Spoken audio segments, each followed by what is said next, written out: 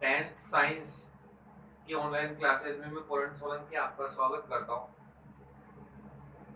पिछली वीडियो में हमने पेपर के बारे में परिचय बताया था, पेपर इंट्रोडक्शन दिया था, कौन सा चैप्टर कितने नंबर का है। टोटल 20 नंबर है, ये 20 चैप्टर है, टोटल 80 नंबर का पेपर होता है। तो आज हम इसमें से 20 चैप्टर में से दूसरा चैप्टर पढ़ेंगे। दूसरे नंबर का चैप्टर है पाठ 2, मानव तंत्र।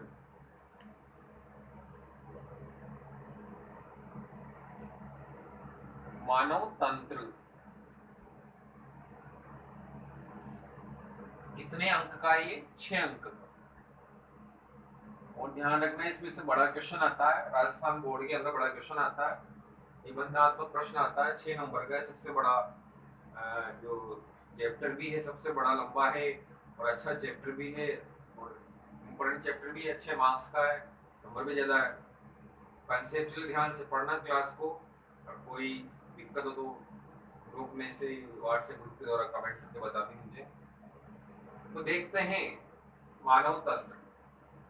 तो सबसे पहले बात करते हैं तंत्र। पर तंत्र को समझने से पहले हमें कहाँ आना पड़ेगा? अंग पर। और अंग से पहले आएंगे उत्तक और उत्तक से पहले आएंगे कोशिका। तो पढ़ते हैं सबसे पहले कोशिका। तो देखते हैं कोशिका क्या होती है। आपने सभी छोटी क्लास में पढ़ा है कि कोशिका क्या है? शरीर की संरचनात्मक, शरीर की संरचनात्मक व क्रियात्मक, संरचनात्मक और क्रियात्मक इकाई क्या है भी? कोशिका। सभी जो जीव होते हैं वो क्या होते हैं? कोशिका के बने होते हैं। बिना कोशिका के कोई भी जीव नहीं हो सकता। वे वो वायरस वगैरह हुआ नहीं, पर जो सभी जो जीव होते हैं वो कैसे होते हैं भी? कोशिका के बने होते हैं। अब क्या होते हैं, जो जीव होते हैं वो एक कोश, कोशिका की संख्या के आधार पर एक कोश की और बहुकोश की, ऐसे जीव जिनमें कोशिकाओं की संख्या एक होती है क्या कहलाते हैं? एक कोश की, जैसे अमीबा और पैरामीशियम। दूसरा होता है बहुकोश की, ऐसे जीव जिनका सिर्फ एक से अधिक कोशिकाओं का बना होता है क्या कहते हैं? बहुकोश की। जैसे मनुष्य है, इधर से अपने हाइड्रा है, वो सभी जीव क्या है भी? बहुकोश के होते हैं। तो शरीर की संरचनात्मक और क्रियात्मक क्या कहलाती है? कोशिका। फिर दूसरा है उत्तक। तो समान कार्य करने वाले, समान कार्य व उत्पत्ति वाली कोशिकाओं,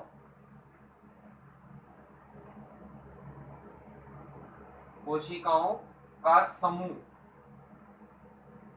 क्या कहलाता है भी?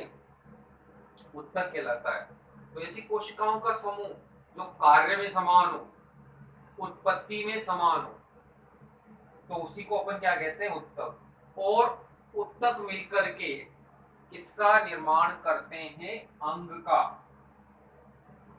अर्थात ऐसे उत्तकों का समूह जो कोई विशिष्ट कार्य करे, जैसे पाचन की क्रिया कर रहा है, उत्सर्जन की क्रिया कर रहा है, ठीक है, श्वसन की क्रिया कर रहा है, क्या कहलाता है? वो अंग। फिर आता है तंत्र। तो क्या होता है? किसी विशिष्ट कार्य को संपादित करने के लिए या करने के लिए सभी अंग होते हैं, विशिष्ट कार्य को या जो सभी का एक साथ मिलकर के, एक साथ मिल करके या अपने आप को क्या संतुलित करके या समन्वय बना करके जिस बड़ी संरचना का निर्माण करते हैं उसे अपन क्या कहते हैं? तंत्र कहते हैं। क्या कहते हैं? तंत्र। ठीक है, ये तो था कोशिका, उत्तक, अंग के बारे में, तंत्र। अब बात करते हैं हमारे शरीर के अंदर। हमारे शरीर के अंदर क्या है? बहुत सारे तंत्र होते हैं। मानव मनुष्य की बात करते हैं आप, मानव तंत्र में बहुत सारे तंत्र होते हैं। जैसे पहला है पाचन तंत्र।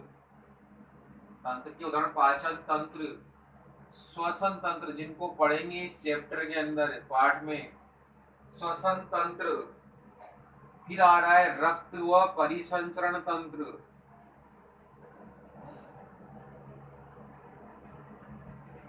रक्त व परिसंचरण तंत्र, उत्सर्जन तंत्र,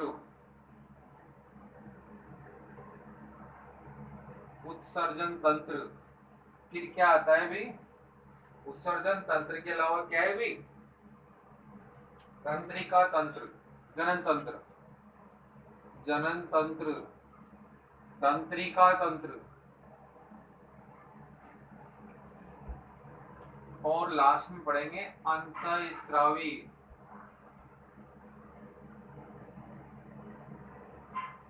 अंतःस्रावी तंत्र। क्या पढ़ेंगे भाई, अंतःस्रावी तंत्र।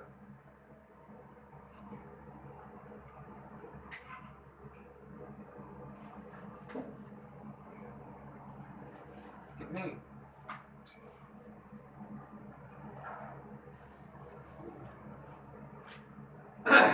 अंतःस्रावी तंत्र होता है। आज पढ़ेंगे पाचन तंत्र, डाइजेस्टिव सिस्टम, पाचन तंत्र। तो पाचन तंत्र में देखो सबसे पहले क्या होता है, पाचन पढ़ेंगे या पाचन तंत्र के अंदर सबसे पढ़ते हैं कि हमें पाचन तंत्र की जरूरत है। सभी जीवों को कार्य करने के लिए किसकी आवश्यकता होती है, भोजन की।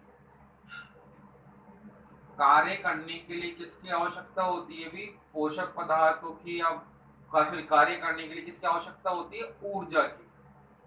कार्य करने के लिए ऊर्जा की आवश्यकता होती है, और ऊर्जा किससे मिलती है भी, भोजन से। किससे मिलती है, भोजन से। और भोजन में क्या होते हैं, पोषक तत्व होते हैं, पोषक पदार्थ बोल लो या पोषक तत्व होते हैं।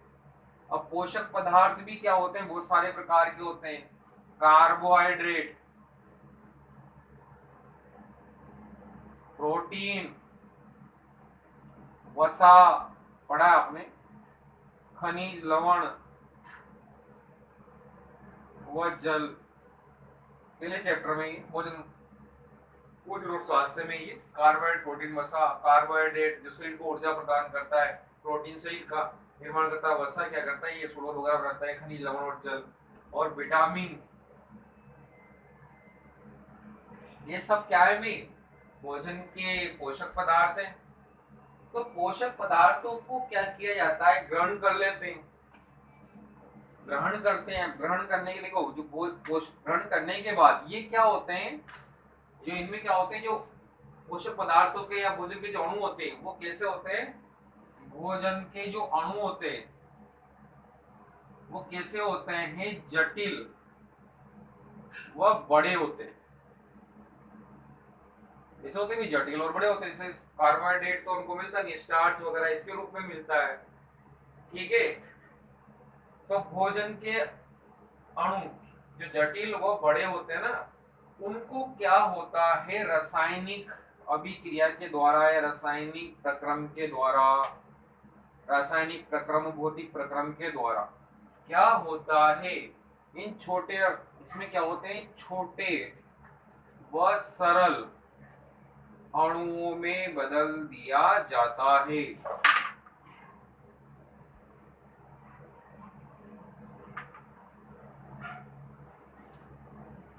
तो भोजन के जो जटिल व बड़े अणु होते हैं उनको रासायनिक प्रक्रम या वो रासायनिक प्रक्रम, भौतिक प्रक्रम के द्वारा क्या होता है, रासायनिक क्रिया या भौतिक क्रिया के द्वारा क्या होता है, छोटे व सरल अणुओं में बदल दिया जाता है। और कैसे होते हैं, ये जल में विलयशील होते हैं। और ये कैसे होते हैं भी, अविलीय होते हैं, या अविलीय हो भी सकते हैं या विलीय भी हो सकते हैं, ठीक है। तो इसी क्रिया को अपन क्या कहते हैं, पाचन कहते हैं। क्या कहते हैं, पाचन। तो भोजन के जो जटिल अणु होते हैं, जटिल बड़े अणु को क्या होता है, रासायनिक वो भौतिक प्रक्रिया के द्वारा क्या होता है, छोटे और सरल अणु में इस क्रिया को अपन क्या कहते हैं भी, पाचन कहते हैं। अब पाचन के बाद देख लीजिए, पाचन पाचन में जैसे बात करते हैं, अब स्टार्च है, स्टार्च। अब स्टार्च क्या होता है, बड़ा अणु है। इसको क्या होता है भी, कार्बोहाइड्रेट, ग्लूकोज में बदल दिया जाता है। और ग्लूकोज क्या है, छोटा अणु। ऐसी क्या होता है, प्रोटीन है, प्रोटीन कैसा है अभी, प्रोटीन कैसा है, बड़ा अणु है।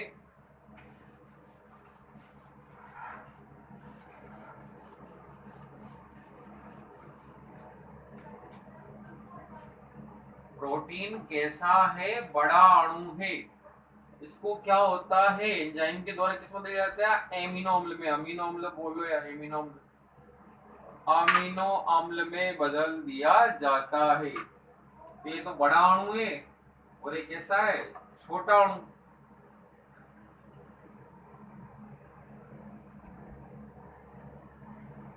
इसी क्रिया को अपन क्या कहते हैं भी, पाचन कहते हैं। फिर आता है पाचन तंत्र। तो पाचन की क्रिया में, पाचन की क्रिया में काम में आने वाले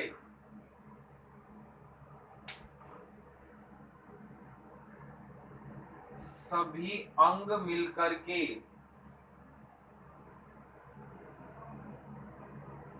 जिस तंत्र का निर्माण करते हैं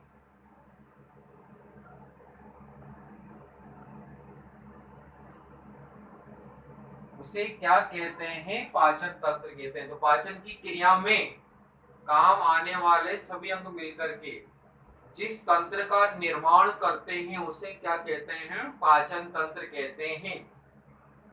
अब आ जाए जो पाचन तंत्र है वो दो, पाचन तंत्र के दो भाग है, या पाचन तंत्र दो भागों से मिलकर के बना होता है। मनुष्य में जो पाचन तंत्र है वो दो भागों से मिलकर के बना होता है। या पाचन तंत्र कितने भाग है, दो भाग है।